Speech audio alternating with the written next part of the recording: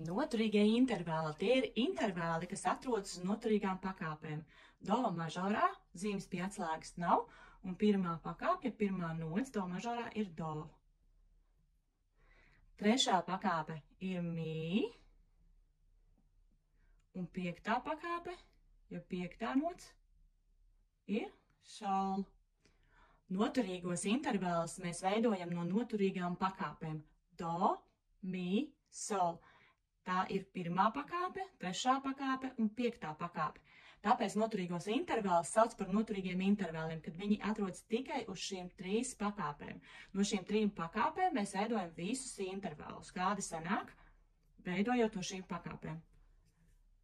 Do, do, tīra prīma, do, mī, liela terca, do, sol, tīra kvinta, do, tīra oktāva, mī, tīra prīma, mī, sol, maza terca, mī, do, maza seksta, mī, tīra oktāva, sol, tīra prīma, sol, do, tīra kvarta, sol, mī, liela seksta, sol, tīra oktāva.